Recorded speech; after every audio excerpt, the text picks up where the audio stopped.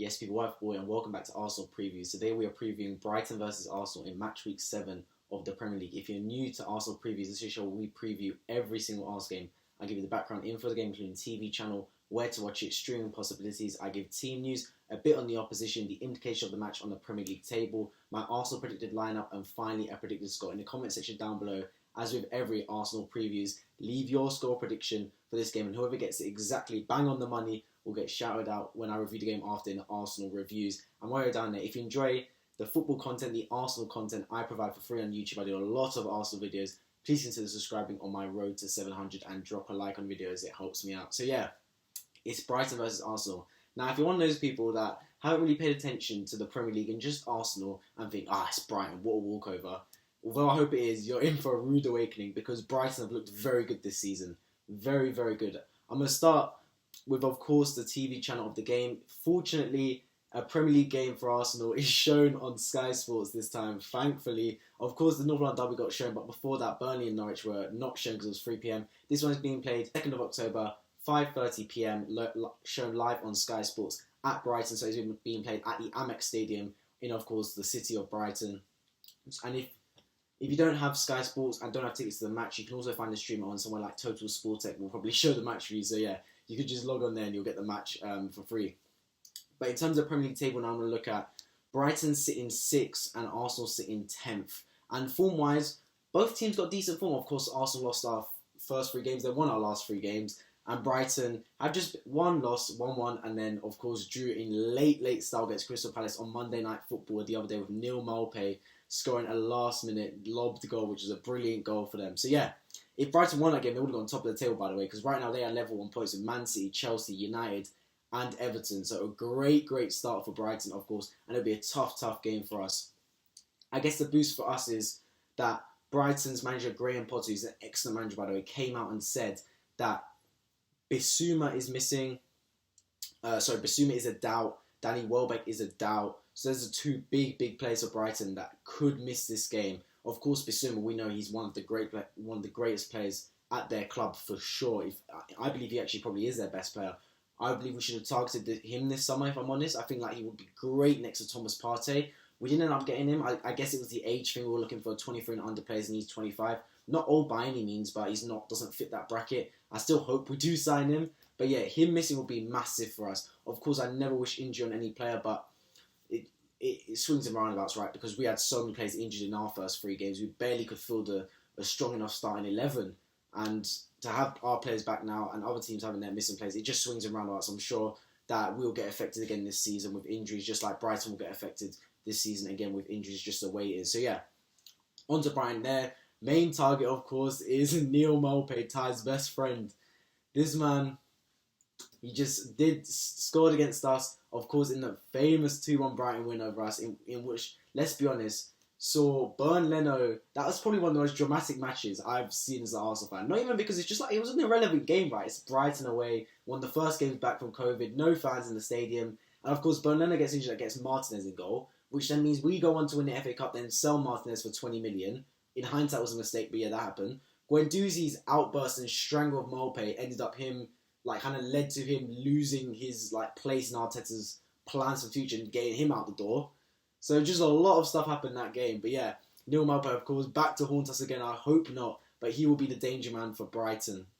So the Arsenal team news. Fortunately, we have got a very strong squad. The only man I'm missing is Granit Xhaka, who went off injured in the North London derby. He's missing for 3 months, Mikel Arteta confirmed, which is a long time. And I wish him a speedy recovery, Granit Xhaka. I literally said in the Arsenal, when I reviewed the North London derby, Mikel Arteta's one downfall in that game, the one thing that that's why I couldn't give him a 10, I gave him a 9, was because he waited too long on the subs. I feel like he could have made those subs in the 70th minute. He ends up making it around the 80th, 65, 70 would have been perfect.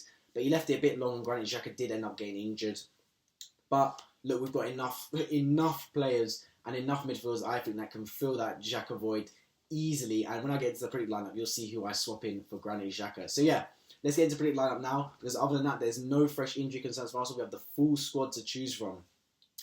In goal, Aaron Ramsdale. Yes, of course, man. He's how can you put Burn Leno in goal? How? Explain to me if you think you can, because I can't. Ramsdale.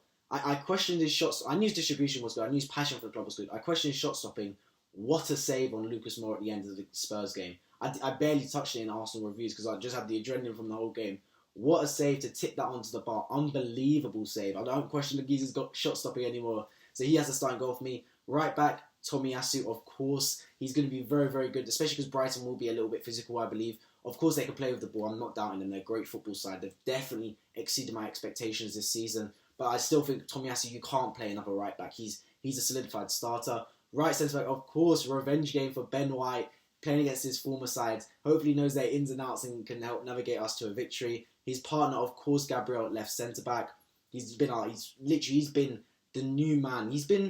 When he comes into the team, of course, he's not a new man, he's not a new signing, but coming in after those 3 games, he's so underrated. He barely gets any props. He's literally revolutionised that whole defence from what it was looking like in the first 3 games. It was looking like a championship defence in those first 3 games. He's revolutionised it to a great, great defence. And round off the back 4, Kieran Tierney at left back just released a video on potential Arsenal captains tonight. Thought he was the ideal candidate, so we've got to play him at left back. He's one of the first names on the team sheet, especially in defence. So yeah, that back 5 unchanged for the last 3 games. And why change it, man?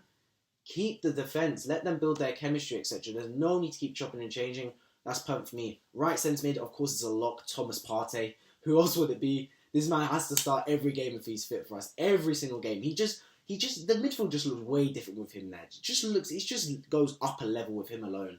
His partner, of course, Granit Xhaka is missing. So the one change I'm going to make from Sunday, Albert Samuel Lokonga can slide in. And to be honest, I'm not mad at that whatsoever. I actually slightly prefer Lokonga to Xhaka. Xhaka is good, don't get me wrong, but I feel like Lokonga is the future. Xhaka's getting on in age. He just turned 29, so happy belated birthday to him. But yeah, I think Lokonga is the future at 21, and I believe he can be really, really good footballer if we just give him the time in this side, and this is a great game for him. Cam, Martin Odegaard, of course. Right wing, Bukayo Saka. Left wing, Emil Smith-Rowe. That same front 3 that I've been calling for so long. Literally in the last 4 Arsenal previews, I was like, play that 3 behind the striker. Play that 3. And Arteta finally did North London Derby, and then look what happens. Why change it? Why change it for this game? Play those 3 again. Hopefully they're still up for it. And of course, strike. I dropped Aubameyang in my previews for the North London Derby. I'm sorry. He needs to start now because he just scored an absolutely great goal. Scuffed it a little bit, but it was accurate, and that's what good strikers do. They get the ball on target, and he managed to score. So Aubameyang up front rounds up my starting 11 for Arsenal versus Brighton. So yeah, I'm just hoping and praying that the boys are up for this game. Because although the North London Derby was a massive confidence boost, that gave me a lot of confidence in this side. It's North London Derby, right? Maybe they were just so gassed for it, so pumped up, they performed absolutely amazingly. It's about these games now. It's not little games because every game in Premier League, but you know what I mean. The games like the Brightons, the games like the Aston Villas, the games like wherever the Newcastles, where there's less in it. It's less of a derby, so you have to kind of like generate your own passion for it. And I'm hoping the boys can get out for it because this is big for us, man. Like we lost our first 3 games, but we still got 9 points because. The thing, draws are so overrated in football, man. Honestly, draws, like, look at Brentford. Brentford have lost 1 game and are on the same amount of points as us because they've drawn 3. Like, if we just win games, man, like, forget draws and losing. Just if you have to risk losing to get a win, I do that every day of the week.